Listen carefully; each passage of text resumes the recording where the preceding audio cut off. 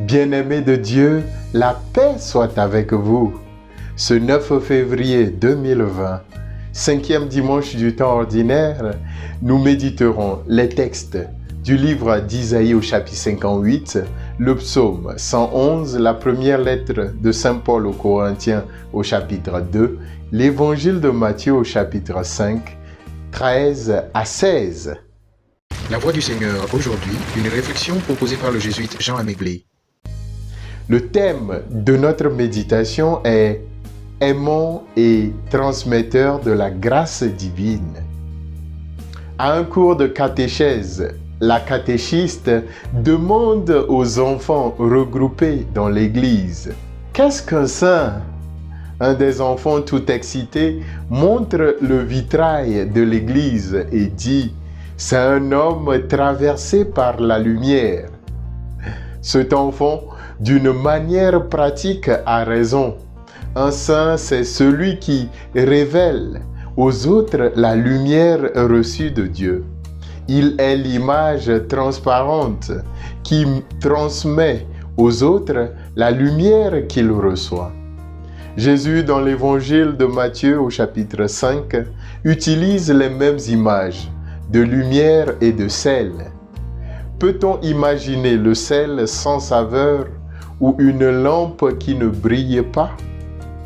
Ces deux éléments non seulement donnent le goût et la clarté dans l'endroit où ils sont, mais aussi ils donnent un sentiment de joie, de bien-être, de sécurité.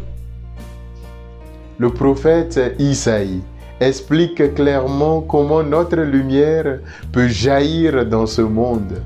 Partage ton pain avec celui qui a faim. Accueille chez toi les pauvres sans abri. Couvre celui que tu verras sans vêtements. Et si notre vocation à tous et à toutes est de mettre le sourire, l'espoir, le courage dans le cœur de ceux et celles que nous rencontrons.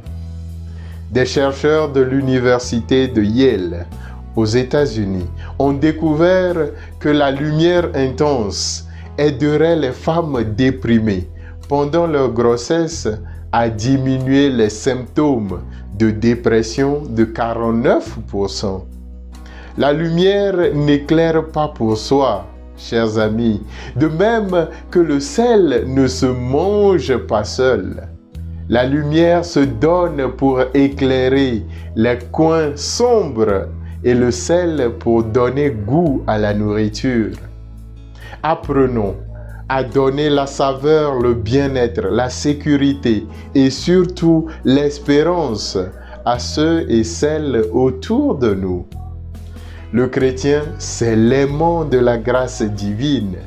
Il attire cette grâce et ensuite la transmet aux autres hommes et femmes.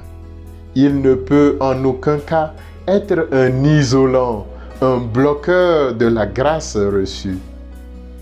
Même dans ses souffrances, il doit continuer à transmettre la lumière, car le sage africain a raison de dire « Si tu songes aux embûches du marais, tu ne peux offrir à personne ton sel. » Bon dimanche et bonne méditation à tous et à toutes.